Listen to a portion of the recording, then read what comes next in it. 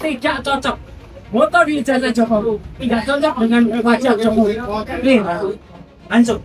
Sekali lagi semua presentasi ini tadi saya paparkan dan tanpa terputus, dan pimpinan rapat senang sekali dengan rapat karena ini benar-benar sangat signifikan dan berhubungan. Kedua, soal foto. Foto saya sampaikan bahwa kalau foto itu asli, ini foto di ijazah saya tadi dengan foto saya sekarang. Ada software yang namanya face comparison, itu akan mengatakan match. Mau kita tahun berapa sekalipun, software ini nanti dia punya algoritma yang bisa nanti untuk match. Kemudian kalau foto di data Jokowi ditampilkan dengan fotonya Jokowi sekarang, apa hasilnya? Ini not match, tidak cocok. Foto di ijazah Jokowi tidak cocok dengan wajah Jokowi. Ini adalah presiden atau mantan presiden satu-satunya di dunia yang tidak berani menampilkan ijazahnya. Nggak ada satupun di dunia. Yang kedua, indikator kedua adalah Dirtipidum hanya berani menampilkan versi digital, bukan versi analog. Versi digital itu pun dari ijazah fotokopi. Coba bayangkan, seorang Dirtipidum kepolisian tidak berani menunjukkan, memegang ijazah Jokowi yang katanya asli, otentik, atau identik. Karma menimpa Dr. Tifa. Dokter perempuan ini sering menuduh ijazah Jokowi palsu. Sekarang terungkap fakta bahwa justru ijazahnya sendiri yang palsu. Ini terkait gelar doktor filsafat dari Sekolah Tinggi Filsafat Driarkara STFD Jakarta Pusat. Dalam akun LinkedIn tertulis, Dr. Tifa memegang gelar doktor filsafat di STFD. Informasi tersebut langsung dibantah oleh Ketua STFD Thomas Hidiataya. Katanya, STFD tidak pernah memberikan gelar doktor kepada Tifa. Ketua Ikatan Alumni Sekolah Tinggi Filsafat Driarkara IKAD, Justinus Prastowo, juga ikut bersuara. Katanya, Tifa memang pernah mengikuti program matrikulasi filsafat, tetapi tidak selesai. Bahkan katanya, Tifa tidak pernah mengerjakan tugas-tugas yang diberikan oleh para dosen. Jadi, Dr. Tifa bukan lulusan program doktor STFD seperti yang ramai diberitakan. Tifa memang senang bikin sensasi dan kontroversi. Yang terbaru ya soal ijazah UGM Jokowi yang dia tuduh palsu itu.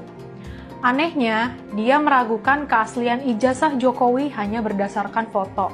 Yang satu foto Jokowi saat muda dan berkumis, sedangkan satunya foto Jokowi saat ini dan tidak berkumis.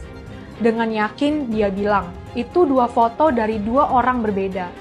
Meskipun sudah dibantah pihak UGM, Tifa malah membuat tantangan. Dia menantang rektor UGM untuk hadir di persidangan dugaan ijazah palsu Jokowi. Kubu anti Jokowi ini memang banyak yang aneh-aneh. Dulu ada Rocky Gerung yang disebut profesor, padahal lulus S1 pun tidak. Kini Tifa pun ketahuan bohongnya, bukan dokter filsafat. Jujur sajalah Tifa, nggak apa-apa kok kamu bukan dokter. Pak Jokowi itu mau tertib berpikir aja. Who the hell are you? Minta ijazah saya gitu. Apa dasar hukumnya? Nah.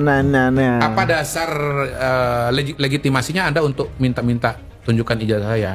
Mas itu pengadilan. Nah, kira-kira begitu. Itu satu gitu. Yang kedua ya bisa aja. Biar Pak Jokowi juga iseng-iseng gitu kan. Ini orang benci-benci saya, nyerang-nyerang saya. Tapi dengan isu ini ya yang dukung saya juga tambah banyak. Sorry Pak Jokowi. Gitu. Jadi ya biarin aja orang mempersoalkan. Sekalian Pak Jokowi mengeksersis kembali otot politiknya udah lama kendur ini. Bisa aja, bisa juga karena jahil aja, iseng aja. Ya udah tunggu aja nanti waktunya. Kalau memang ini betul-betul dibawa kepada kasus hukum. Aduh, sedih kali Pak Prabowo Subianto. Kalau kami apa lah Pak? Cuma 12 tahun masih ada angka. Masih ada peluang untuk bebas. Prabowo Subianto. Setiap hari harapan saya semakin tipis Pak. Kok udah 9 tahun, 9 bulan begini Pak. Seolah-olah Bapak menjadi gesek kakinya Joko Widodo. Saya rasa itu saja ya. Karena saya menghimbau kepada rakyat Indonesia. Saya menghimbau kepada seluruhnya. Para jawara, para tokoh-tokoh yang masih diam dan juga para alumni, terutama kepada Pak Anies Rashid Baswedan, kepada siapa lagi? Kepada yang nomor 3 siapa? Siapa nomor 3? Bukan. Ganjar. Seharusnya dia meneriakkan bahwasanya Jokowi itu penuh dengan kepalsuan. Ijazahnya juga palsu. Tangkap Jokowi, adili Jokowi, miskinkan Jokowi. Yang dikamporkan Komnas HAM saudara Joko Widodo. Joko Widodonya? Joko Widodo. Loh, kok malah Joko Widodo? Iya, karena yang memperlakukan secara tidak fair adalah Polri. Anggaplah demikian. Kenapa dilaporkan ke Komnas HAM adalah Joko Widodo? Karena laporan Joko Widodo di dalamnya juga ada redaksi-redaksi yang menurut klien kami mengintimidasi. Apa itu? Misalnya, saya sih kasihan, tapi yang mau gimana lagi begitu. Butuh diberikan pendidikan kebenaran. Ini mahasiswa-mahasiswa ini membutuhkan kebenaran, membutuhkan kejujuran. Adik-adik kesini kan sangat pengen kan ya, sangat ingin kan ya, melihat ijazah asli Presiden Jokowi, sangat ingin kan. Kenapa Presiden Jokowi? Kenapa? Kalau Anda melihat saya, kenapa? Apakah Anda pengen saya di penjara? Gak ada masalah Pak, gak ada masalah. Seandainya memang Anda punya ijazah asli dan karena itu saya mesti dihukum, gak ada masalah. Tetapi tolong Pak Jokowi, tunjukkan ijazah asli Anda. Tunjukkan, demi Allah, tunjukkan Pak. Andaikan penyidik dan penyelidik dari Polda Metro Jaya sampai Mabes Polri sebanyak 10 orang, masing-masing dijanjikan 10 miliar. Apakah Roy Suryo dan kawan-kawan tidak dijadikan tersangka? Ya kan? Apa-apaan ini? Andaikan penyidik dan penyelidik masing-masing dijanjikan 10 miliar, apakah ijazah Jokowi akan diumumkan palsu? Figur-figur yang unik ya seperti Pak Roy Suryo misalnya ya, maupun pendukung-pendukungnya. Kasus-kasus calon bupati, wali kota, gubernur, kalau ijazahnya palsu kan ketahuan itu biasanya itu kan, akhirnya kan dianulir kan, ini kan nggak dianulir. Yang kedua, ini yang sederhana aja ya pakai logika. Institusinya ini Universitas Gadjah Mada, gitu. Bukan universitas nggak jelas di antah berantah. Rasa-rasanya nggak mungkin ada ijazah palsu keluar dari UGM itu, nggak mungkin. Apalagi mahasiswa S1. Mahasiswa S1 itu kan bertahun-tahun kuliah. Ada teman kuliahnya, ada mungkin rumah kosnya, ada warteg langganannya, ada tempat fotokopi langganannya, dan seterusnya. Jadi sebetulnya agak naif untuk mengatakan ijazah Pak Jokowi itu palsu. Tersebut kami, saya, Pak Roy Suryo, Pak Rismon Sianipar, dan rekan-rekan lainnya sebagai manusia kardus, pengacau, serta meminta kami agar ditangkap dan ditahan karena mempertanyakan keaslian ijazah Pak Joko Widodo. Bahkan beliau menuduh Pak Roy Suryo sebagai pakar telematika palsu dan menyamakan kami dengan pelaku kekacauan nasional. Ini lucu sekaligus memprihatinkan. Kenapa? Karena ini bukan tentang Roy Suryo, bukan tentang saya, bukan tentang personal. Ini tentang mengapa satu pertanyaan akademik harus dijawab dengan ancaman hukum. Ijazah Pak Joko Widodo itu benar dan sah, jawab saja. Tunjukkan bukti, klarifikasi resmi, selesai. Menyerang pribadi, mengadu kepada polisi, bahkan menyebar fitnah dan ancaman, justru itu memperkuat kecurigaan publik. Saya tidak takut, karena saya tahu publik bisa membedakan siapa yang menjawab substansi dan siapa yang hanya bisa menyerang karakter. Jokowi adalah penyandera, penjahat, dan penjajah. Kita paham semua menteri dan aparat tunduk kepadanya. Bahkan setelah berhenti pun tidak cukup untuk membuat dia menjadi orang yang berhenti cawe-cawe. Saya ingin mengatakan ada setidaknya 3 yang saya catat yang berjuang pada hari ini. Satu diantaranya Tom Lembong, ya, dia sudah berhasil melepaskan dirinya dengan mengatakan bahwa impor itu sepengetahuan dan petunjuk dari Jokowi. Kedua, manusia merdeka yang bernama Said Didu, yang jelas-jelas ingin memperjuangkan bangsanya, tapi dia justru dilaporkan oleh Ketua Abdesi Desa Blimbing. Kemudian yang ketiga tentu saja dari partainya Bang Deddy, yaitu Mas Hasto, Sekjen PDIP. Menjadi calon wali kota, calon gubernur, calon presiden itu verifikasinya KPU. TPU apa itu? Tim pembela apa itu? Itu apa? Institusi apa? Kenapa justru kalian yang begitu terasa seperti hakim di atas segala hakim di Republik ini untuk menentukan sah tidaknya satu itu? Bagaimana itu, Zam? Please, tolong. Bagaimana bisa? Apa itu? Tim apa itu? Kenapa begitu Gini. Jadi coba lihat dulu Sam, dengar dulu. Tadi waktu antum ngomong anak dengar, sekarang anak ngomong. Maksud saya begini bos, sekarang ini pemerintahan baru, saya itu dengar langsung dari Presiden Joko Widodo pada waktu itu bahwa ya wes sabar ngabalin karena kan ini sebentar lagi saya selesai. Mungkin saya selesai, sudah selesai. Terus kalau Presiden Jokowinya sudah selesai, masih terus dituntut soal ijazah. Apa-apa ujung-ujungnya khilafah gitu. Ya karena memang tidak bisa kita menyelesaikan persoalan ini tanpa menegakkan syariat Islam. Dan syariat Islam tidak bisa tegak kalau kita tidak punya institusi yang menegakkan syariat secara khilafah. Ya ini institusi khilafah. Makanya khilafah ini harus terus kita perjuangkan. Tidak peduli ada ormas Islam yang sudah cabut HTI, ya, udah dicabut BAP, ya nggak ada urusan. Karena khilafah itu ajaran Islam sudah ada sejak dulu sebelum HTI dibentuk. Bahkan mau dicabut, mau diapain, nggak ada urusannya dengan ajaran Islam. Indonesia itu sudah tidak cocok, banyak korupsi, harus diganti khilafah. Memangnya di khilafah ada korupsi? Banyak korupsinya. Mau pakai Saudi Arabia tuh, waduh, tuh pangeran-pangeran di Timur Tengah itu. Kalau musim panas itu di Maroko di tepi pantai punya rumah-rumah dan landasan pesawat gitu, korupsi uang negara. Orang-orang ini kan cuma dihitung dengan jari saja, siapa-siapa gini. Hampir every day, setiap menit. Proyek ijazah palsu itu adalah proyek uang besar. Bertahun-tahun. Itu the point aja nih Bang, siapa sih Bang gitu loh. Kalau saya nggak tahu. Siapa itu yang sudah dilaporin, sudah mulai diperiksa-periksa kan? Kita tunggu aja nanti bagaimana. Saya juga berharap ini menjadi satu pelajaran penting. Oi. Gimana? Tifa, Fadila, gimana? Udah siap-siap belum kalian? Udah beres-beres belum buat pindah kamar? Lalu untuk barisan sakit hati dan sekitarnya gimana? Udah kena serangan jantung karena kaget belum? Kalau udah, cepetan periksa daripada kebablasan. Bentar lagi bakal ada yang bikin pernyataan gini. Hukum di Konoha itu bisa dibeli. Hukum di Konoha itu nurut apa kata penguasa. Nah itu, seperti itu mesti muncul. Salah, ya udah salah aja, ngaku salah. Itu lebih gentle kok. Bener. Tulis pendapat kalian di kolom komentar. Salam Jigigis. Kalau UGM mengatakan palsu, ya udah. Pak Jokowi mau berkelit apapun juga, ya ini yang berhak menjelaskan palsu atau tidak. Lah kalau ini menjelaskan sebaliknya, oh ijazahnya asli, sudah tuntas. Dosennya Pak Jokowi kan masih ada yang hidup kan. Periksa dosennya sebagai saksi. Tidak cukup dengan itu saja, tanya teman seangkatannya, Liting 85 kalau nggak salah ya. Kamu Liting 85, pernah nggak punya teman namanya ini, Joko Widodo, kelahiran di Solo tahun sekian-sekian. Oh ya betul teman saya.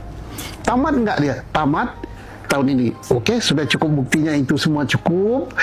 Ya, mau apa lagi gitu? Apa lagi? Tidak nanti membandingkan, wah ini kupingnya mekar, wah ini giginya, bukan itu. Yang kita tahu semua juga pakar-pakar hukum yang sebelah sana, yang selama ini kenceng-kencengnya memprovokasi keadaan tentang ijazah lah, tentang ini, tentang itu gue udah tahu banget, dan dia pasti tahu konstruksi hukum dan kerangka hukum. Kalau dia nggak tahu, dia berhenti aja jadi pengacara semua. Dia berhenti jadi praktisi hukum, dia berhenti jadi kaum akademisi. Kenapa? Karena akan menonjolkan kebodohan-kebodohan yang nyata gitu. Kenapa? Karena kan gue udah bilang berkali-kali, sampai lu mati, hidup lagi, mati lagi, hidup lagi, mati lagi, hidup lagi, nggak bakal bisa tuh diungkit ijazah palsunya Jokowi, karena dia asli ijazahnya. Pura-pura alim, padahal mungkin PKI.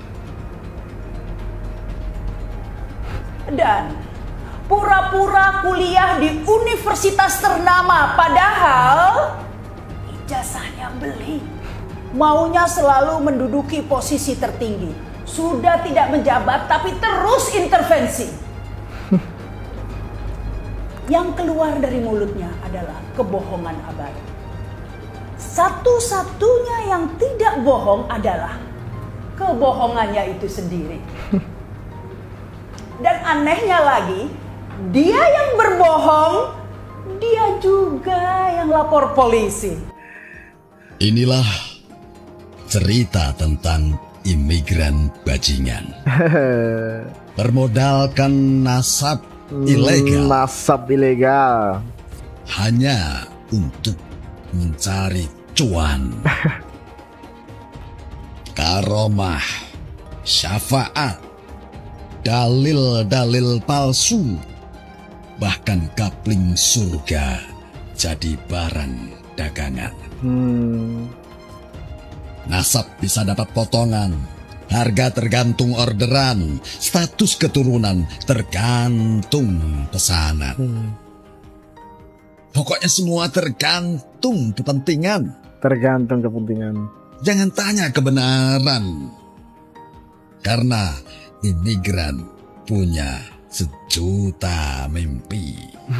Mimpi yang bisa dijadikan alibi sekaligus dijadikan bukti. Begitulah imigran bajingan. Saya ingin mengatakan satu hal dengan jernih. Kebenaran tidak bisa dikriminalisasi.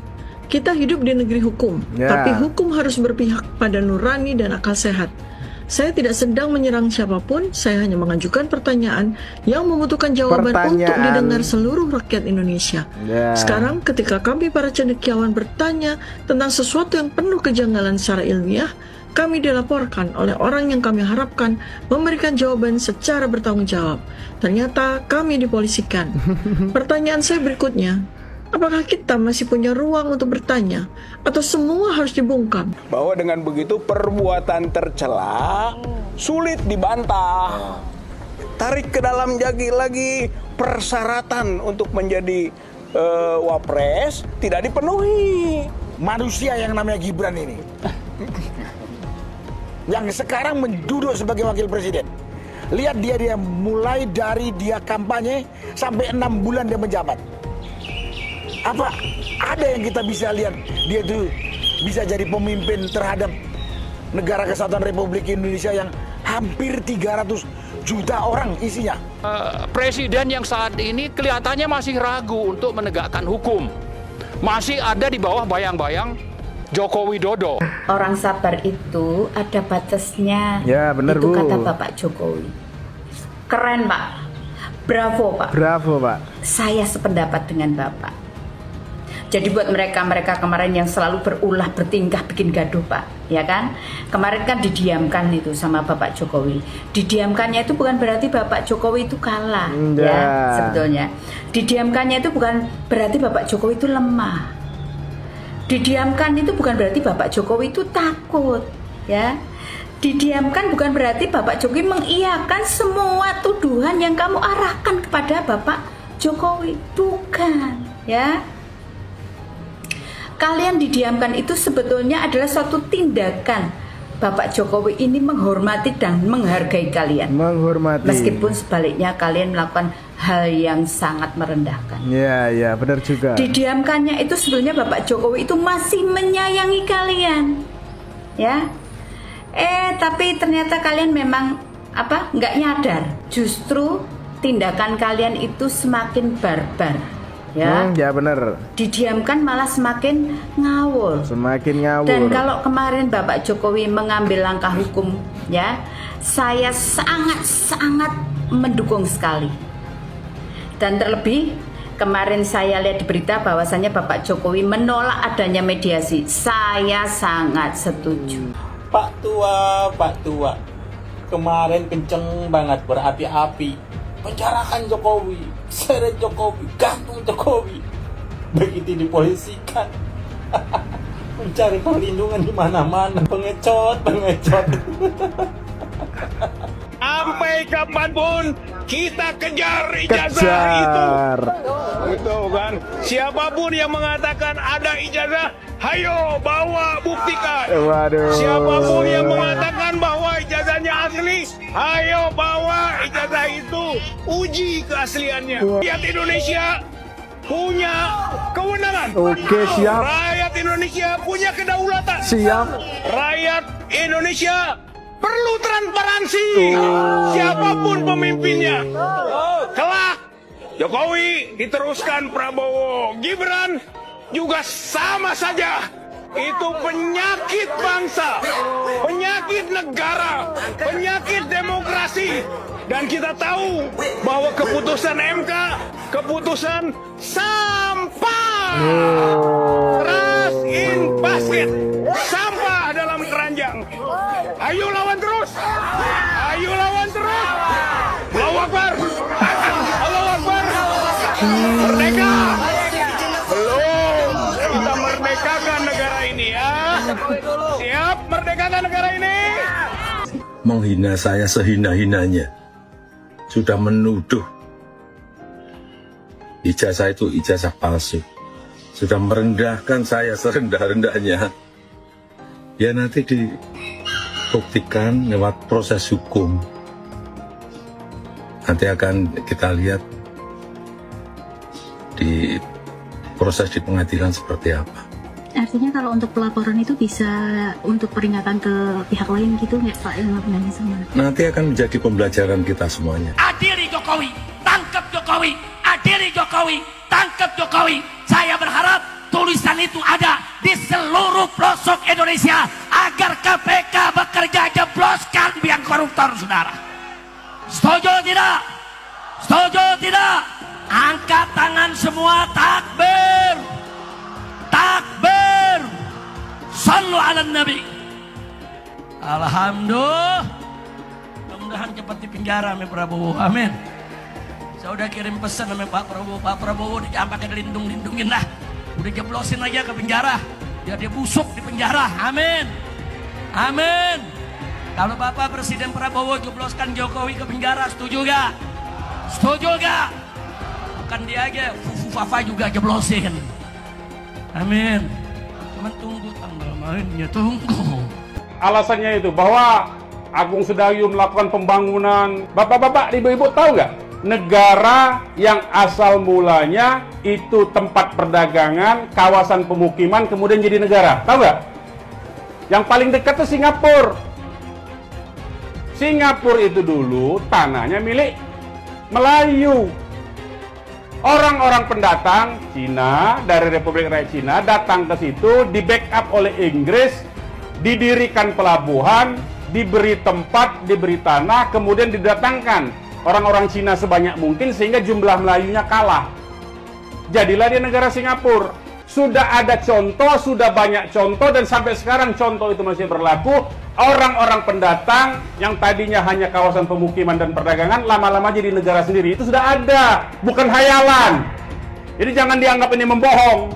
Wahai cucu-cucu Senawawi Al-Bantani, wahai keturunan Sultan Banten, saya menyuruh, ini perjuangan rakyat Banten.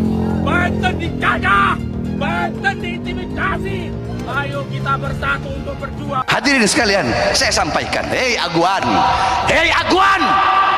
ini bukan masalah rasis, bukan. Ini bukan masalah etnis, bukan. Ini bukan masalah agama, bukan.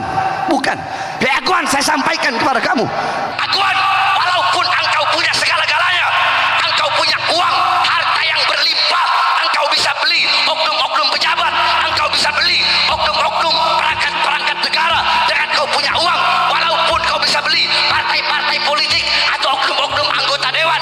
Wahai Aguan, kau punya uang, kau punya harta, kau punya segala-galanya, akan tetapi ingat, selama kami pemuda-pemudi Islam Indonesia, kami bangsa dan rakyat Indonesia yang telinga kami selalu terbuka untuk mendengar jeritan-jeritan saudara-saudara kami, telinga kami terbuka mendengar jeritan, teriakan, merasakan penderitaan, kesengsaraan saudara-saudara kami di Banten, maka selama itu kami pemuda-pemudi Islam, kami pemuda-pemudi Jawa Barat akan berada di barisan paling depan melawan engkau sampai titik darah penghabisan. Maka saya berani katakan di sini, hei orang miskin, hei orang melarat, tidak usah bayar pajak karena pemerintah haram mengambil pajak dari orang-orang miskin dan melarat, saudara. Allah mewajibkan zakat hanya kepada orang kaya. Haram ambil pajak dari rakyat, saudara. Haram apalagi dari rakyat miskin yang melarat, yang nyari kerja susah, yang makan susah. Haram kau ambil pajak dari mereka. Lalu Prabowo lengserkan dia, setuju gak? Setuju gak? Dukung tidak? Takbir! Kita akan seret mereka semua untuk dijebloskan ke dalam penjara. Takbir! Setuju tidak? Setuju tidak? Enggak berkelahi, ayo kita adu biar dia berkelahi. Di Banten sendiri saat ini berlangsung upaya untuk membangkitkan kemarahan masyarakat Banten untuk menolak pengembangan PIK dan PIK-PIK selanjutnya. Mantan Ketua KPK Abraham Samad bersama Said Didu juga melaporkan kasus PIK 2 dan aguan ke KPK. Menurut Samad, laporan ini mencakup 6 aguan serta mantan Presiden Jokowi. Menurut mereka, di dalam kasus ini ada dugaan korupsi dan suap yang telah menyebabkan kerugian negara. PIK 2 menunjukkan kejahatan etnis Cina kepada kaum pribumi. KPK yang menjadi macan ompong menghadapi Anies Baswedan. Ada apa dengan KPK sehingga dia tidak berdaya untuk mengungkap kasus Formula E dan banyak proyek-proyek siluman, proyek-proyek yang dananya di markup di Pemprov DKI. Ada apa? Kenapa KPK menjadi macan ompong di depan Anies Baswedan? Ada apa? Kabarnya dengar katanya itu Formula E itu yang makan uangnya juga rame-rame, ada juga DPRD DKI. Ya tangkaplah, ya kan? Tangkap tuh anggota-anggota DPRD DKI dan Anies Baswedan. Selesaikan Formula E itu. Tindak tegas. Cuman ya susah. Lembaga KPK-nya sendiri, oknum-oknumnya itu juga banyak maling. Itu waktu si Novel Baswedan itu menjadi penyidik KPK tuh ditawarin mau berapa tahun. Itunya di penjaranya mau berapa tahun. Itu ada harganya. Ya kan? Mau 2 tahun sekian, 5 tahun sekian, 10 tahun sekian, 12 tahun sekian. Kalau seumpamanya si koruptor ini tidak mau memberikan uang, ya diperberat. Ya kan? Nah, itulah kerjanya KPK. Semoga mau seperti apapun hebatnya kong kali kong kejahatan yang dilakukan oleh Anies Baswedan, ya, menyalahgunakan kewenangan atau menyalahgunakan anggaran Formula E ataupun anggaran yang ada di Pemprov DKI. Ya, yakin suatu hari nanti Allah Subhanahu wa taala akan menurunkan azab yang seberat-beratnya kepada Anies Baswedan CS. Saya tidak mau pemimpin masa depan menyalahkan angin di kemudian hari. Anda kalau nyindir lain kali jangan pakai angin, Mas. Mau bilang lagi, jangan salahkan angin. Saya kan sampaikan soal angin ya kemarin. Angin tak ada KTP-nya. Angin itu bergerak dari sana sini.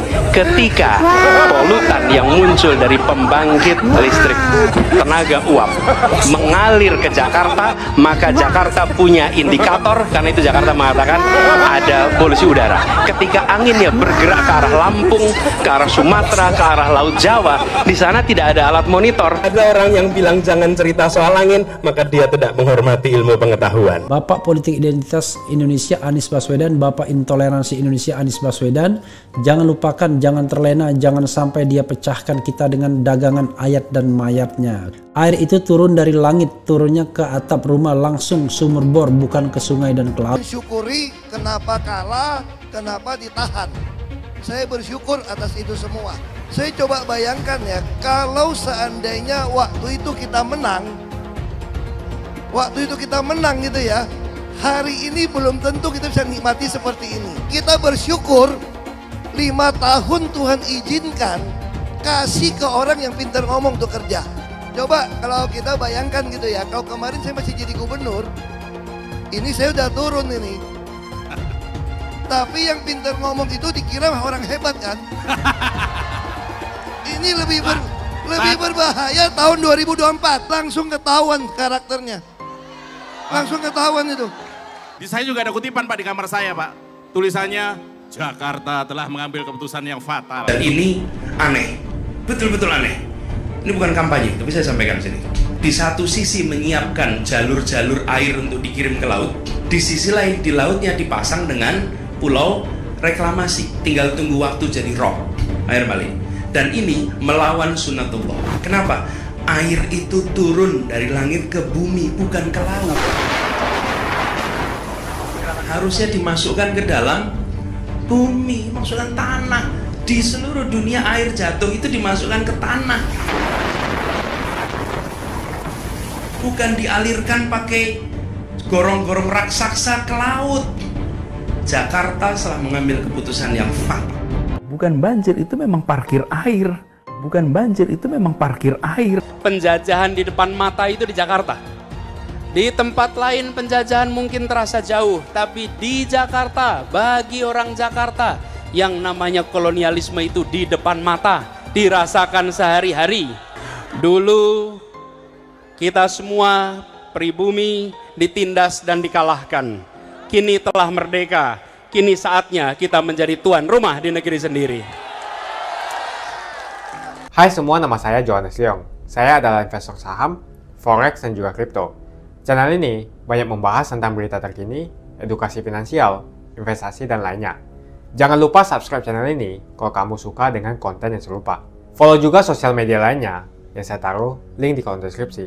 Di sana kalian bisa dapatkan konten yang berbeda. Saya juga punya Telegram channel yang isinya berfokus kepada trading dan juga investasi. Itu Telegram channelnya gratis. Oke, kita lanjut ke videonya. Sebagian besar penonton di video ini, setelah menonton video di awal, mungkin bertanya, apakah kejadian seperti krisis 98 akan kembali terulang? Belum lagi keadaan global yang tidak menentu.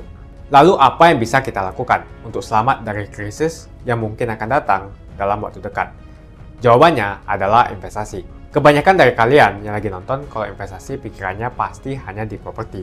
Tapi ketika terjadi krisis seperti 98, apa yang terjadi dengan rupiah ketika hyperinflasi? Dan juga apa yang terjadi dengan harga properti? Harga dolar dari Rp2.500 terbang ke Rp15.000. Otomatis utang yang harus kita bayarkan naik 6 kali lipat. Banyak bisnis yang bangkrut. Kebakaran terjadi di mana-mana. Hingga rumah pun bagaikan tidak ada harganya. Mau dijual pun tidak ada yang mau beli. Saya tidak mengatakan ini akan terjadi lagi. Tapi kemungkinan terjadi seperti Mei 98 tetaplah ada. Negara gede seperti Argentina, Venezuela, dan Turki baru-baru saja mengalami hyperinflasi. Apalagi setiap hari kita ketemu ada saja konten yang berbau sara ke orang Tionghoa yang ada di Indonesia. Entah itu dari Instagram, ataupun dari YouTube, ataupun sosial media lainnya. Kita bisa lihat di tahun 2017 saat Pilgub Jakarta hampir terjadi kerusuhan seperti 98 karena Ahok dituduh menodai agama. Ahok pun harus dipenjara untuk menenangkan masyarakat yang dengan gampangnya dihasut untuk membenci Tionghoa dan tidak memilih pemimpin yang beda agama. Pada akhirnya Anies jadi gubernur dengan bantuan Ormas Terlarang FPI dan sampai saat ini dijuluki sebagai Bapak Politik Identitas. Kejadian itu pun berlanjut hingga saat ini. Masifnya pemberitaan sara terhadap Tionghoa beredar di media-media nggak jelas. Penontonnya setiap hari dihasut untuk menggulingkan pemerintah karena tuduhan Indonesia dikuasai oleh Taipan atau Sembilan Naga yang ujung-ujungnya menyalahkan Tionghoa lagi. Kita bisa melihat kejadian di PIK 2, di mana ormas terlarang seperti FPI dan juga HTI terus menghasut masyarakat untuk membenci Tionghoa. Saya tidak bisa membayangkan jika kejadian seperti Mei 98 terulang kembali. Setiap musibah yang selalu disalahkan adalah keturunan Tionghoa. Setidaknya di video ini, saya akan membagikan strategi saya yang sudah saya terapin jika kejadian 98 terulang kembali. Tujuan dari strategi ini supaya kita setidaknya bisa selamat dari masalah finansial ketika musibah ini terjadi. Strateginya adalah investasi di aset yang berbeda-beda, bukan di satu jenis aset saja. Misalnya hanya di properti. Kalian bisa mulai belajar berinvestasi di aset yang berbeda seperti Bitcoin, emas, dolar, bahkan saham global atau saham Amerika. Ini adalah cara yang bagus untuk mengurangi risiko tergantung kepada satu jenis aset saja. Bukan nggak nasionalis kalau kita mau invest di aset-aset yang saya sebutkan tadi. Tapi memang peluang yang kita dapatkan dan potensinya memang jauh lebih bagus dari properti, apalagi deposito. Pertama, pelajari jenis aset seperti emas. Setidaknya kita bisa terlindung dari efek hyperinflasi ketika terjadi. Selain itu, kalian juga harus belajar bagaimana mendapatkan penghasilan dari emas. Kedua, kalian harus belajar investasi aset global seperti saham Amerika atau saham global. Ketika terjadi krisis, yang paling berdampak adalah saham-saham Indonesia. Karena semua utang perusahaan dalam bentuk dolar akan terkena dampaknya. Deposito reksadana properti juga akan terkena imbasnya. Ketiga adalah kalian harus belajar mengenal berinvestasi di Bitcoin. Alasan kenapa saya suka banget dengan kripto, karena kita bisa pergi ke negara apapun di dunia ini, misalnya di Singapura, dan saya tinggal jual kripto saya di negara itu. Saya menganggap Bitcoin itu sebagai aset properti digital yang bisa saya bawa kemanapun dan jual kapanpun saja secara instan. Kalau saya butuh uang, detik ini juga bisa saya jual. Tidak usah menunggu berbulan-bulan. Itulah strategi saya jika kejadian 98 terulang kembali, untuk selamat dari masalah finansial. Kamu bisa cek link di kolom deskripsi untuk mulai investasi. Dan saya sudah sediakan juga video playlist supaya membantu kalian paham tentang investasi. Semoga video ini membantu kalian untuk selamat dari masalah finansial ketika musibah ini terjadi kembali. Semoga Indonesia selalu damai dan sampai jumpa di video selanjutnya.